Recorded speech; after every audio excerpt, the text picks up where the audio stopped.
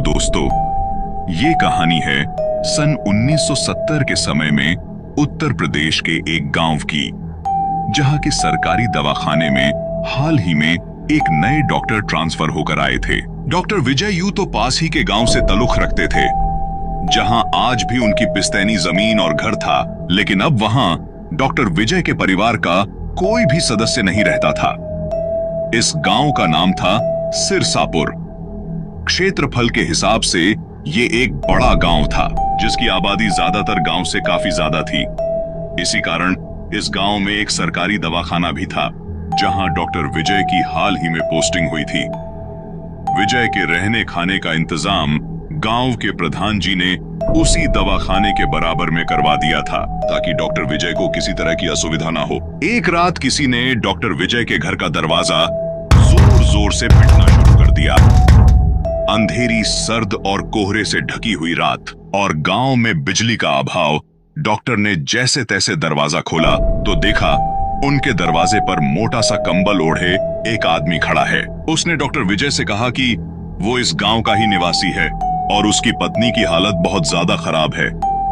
यदि उसका जल्द से जल्द इलाज नहीं किया गया तो उसका बचना बेहद मुश्किल है। विजय, जो कि एक मददगार किस्म का व्यक्ति था, इसलिए वो उस आदमी के साथ उसके घर चलने को तैयार हो गया। रास्ते में वो आदमी उसे बार बार अपने साथ आने के लिए धन्यवाद दे रहा था और अपनी बीवी की बीमारी के बारे में विस्तार से बताए चले जा रहा था।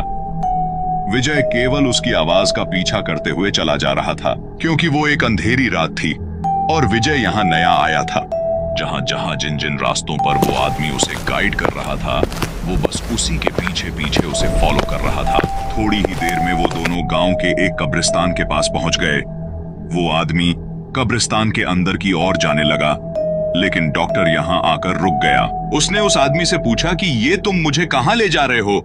तो उस आदमी ने जवाब दिया कि उसका घर इसी कब्रिस्तान के पीछे की ओर है और अगर हम कब्रिस्तान के अंदर से होकर जाएंगे तो जल्द ही वहां पहुंच सकेंगे। उसने इतना कहकर एक बार फिर डॉक्टर को उसकी बीवी की हालत के बारे में बताते हुए कहा कि उन्हें जल्द से जल्द घर पहुंचना होगा, वरना उसकी बीवी को कुछ भी हो सकता है। डॉक्टर विजय थोड़ा संकोच में तो था, लेकिन किसी की जान बचाना इस समय उसकी सबसे पहली प्राथमिकता थी। उसने हिम्मत बांधते हुए कब्रिस्तान से होकर जाने का फैसला किया। इस पूरे रास्ते में लगातार बोल रहा वो आदमी कब्रिस्तान में घुसते ही बिल्कुल शांत हो गया और पूरे रास्ते में बस यही एक जगह थी, जहां दूर एक लैंप पोस्ट जल रहा था, जिसकी हल्की हल्की रोशनी उन दोनों तक पहुंच रही थी।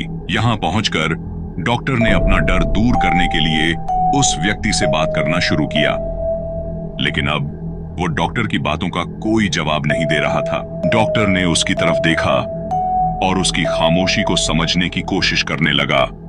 तभी डॉक्टर को एहसास हुआ कि उस आदमी के शरीर का कोई भी अंग दिखाई नहीं दे रहा था।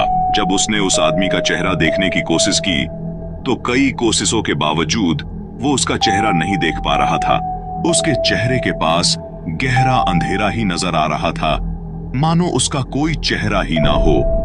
उस हल्की रोशनी में ऐसा लग रहा था कि मानो उस आवाज का कोई शरीर ही ना हो। ऐसा लग रहा था कि जैसे हवा में कपड़े लटके हुए हैं। ये देखकर विजय की हालत खराब थी। वो जो कुछ भी देख रहा था, उसे देखकर विजय को अपनी आंखों पर विश्वास नहीं हो रहा था। वो एक ही जगह पर थिरक सा गया। उसके पांव ना तो आगे बढ़ रहे थे और ना ही वो पीछे जा पा रहा था। हिम्मत समेटते हुए विजय ने उस साय से कहा कि वो कुछ जरूरी दवा और सामान घर पर ही भूल गया है, उसे वापस जाकर उन दवाओं को लाना होगा। दरअसल वो किसी भी बहाने से जल्द वो वहां से निकल जाना चाहता था। उसे अब आने वाले खतरे का एहसास हो चुका था, लेकिन वो साया लगातार ये जोर दे रहा था कि वो उसके साथ उसके घर चले, उसकी बीवी के इलाज के लिए। जैसे तैसे डॉक्टर वहां से भागने में कामयाब हो गया, लेकिन जैसे जैसे वो उस कब्रिस्तान से दूर जा रहा था, उसे ऐसा लग रहा था कि वो साया उसके साथ साथ चल रहा है, क्योंकि उसकी आवाज अभी भी उसका पीछा कर रही थी। डॉक्टर पर उस रात की घटना का गहरा असर हुआ था, जिसकी वजह से अगले कई दिनों तक सरकारी दवाखाना बंद ही रहा। एक दिन जब अचानक गांव के मुखिया की तबीयत खराब हुई और उन्हें दवा की जरूरत पड़ी, तो डॉक्टर को मजबूरन दवाखाना पहुंचना पड़ा। मुखिया ने डॉक्टर से उसकी परेशानी का कारण जानने की कोशिश की, लेकिन डॉक्टर विजय को लग रहा था कि उसके साथ हुई घटना लॉजिक से परे थी और उसकी इन बातों पर कोई भी विश्वास नहीं करने वाला है। इस वजह से उसने मुखिया के बातों का गोलमोल जवाब देने की कोशिश की, लेकिन मुखिया के बार बार जोर देकर पूछने पर डॉक्टर को मुखिया से अपने साथ घटी घटना के बारे में थोड़ा बहुत बताना पड़ा। डॉक्टर की बात सुनकर मुखिया थोड़ा गंभीर हुआ और डॉक्टर विजय को अगले दिन अपने घर के आने को कहा। अगले दिन डॉक्टर विजय मुखिया के घर पहुंचा और वहां जाकर मुखिया जी को सारी घटना विस्तार से बताई। डॉक्टर की सारी बात सुनने के बाद मुखिया अपनी जगह से उठे और अलमारी से कुछ कागज निकालकर डॉक्टर के सामने रख दिए। डॉक्टर के पूछने पर मुखिया ने बताया कि ये उन लोगों की गुमशुदा की रिपोर्ट्स और FIR हैं जो उससे पहले इस गांव की दवाखाने में आए थे, लेकिन फिर अचानक एक रात कहीं गायब हो गए। और वो कहां गए, उनके साथ क्या हुआ, ये आज तक कोई नहीं जानता है।